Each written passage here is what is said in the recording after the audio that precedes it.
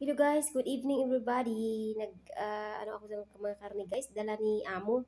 Nagkatay pala sila doon ng kambing sa istiraha. Kaya yan na naman ang aming konsumo dito guys, yung karne na yan guys. Kaya hindi sila kasi bumibili ng mga karne doon sa palengke guys. Kaya kapag may wala na laman dito ang yung ref namin, magkakatayan si Amo ng mag-uutos yan siya sa mga tauhan niya doon magpakatay ng kambing. Kaya ito na yung guys, yan, nilalagay ko na sa plastic dahil ang tagagawa dito guys ay wala no, gumala na. Kaya ako na naman mag-isa dito guys, iniwan na naman ako ni Amo at saka ni Ama. So, ang ating gagawin dito guys ay pagkatapos nito ay magkakain na tayo guys at aakyat na tayo at magpahinga na tayo ng maaga dahil wala naman dito ang katao-tao. So, ayan, nilalagay natin sa plastic. Dahil guys, ako'y napapagod sa ginagawa ko guys, no? Dahil sa tambar na yan guys, ay perting kapuyagid guys. Sakit sa kalikod.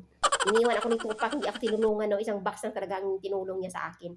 Tawa-tawa siya kasi ang bilis ko daw gumawa, no? Kaya hindi ko na ubos naman lahat guys dahil may natira pa guys. Dahil 14 box kasi yan guys. Kaya ang nagawa ko lang is, yung 6 box lang. Tapos plus sa 1 box niyang ginawa. So 7 box lang ang nagawa namin.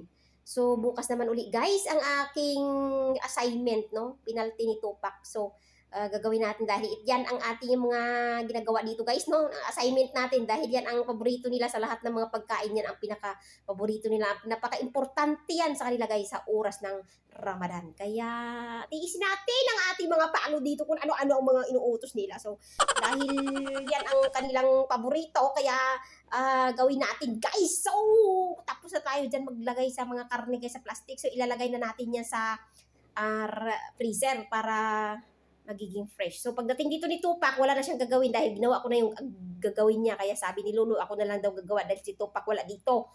So, yan na guys. Yun na lang. Ako na nga lang gumawa. So guys, maraming salamat guys sa inyong suporta sa aking mga videos dyan. No? Kahit sa mga walang kwentang vlog lang ay maraming salamat sa inyong support.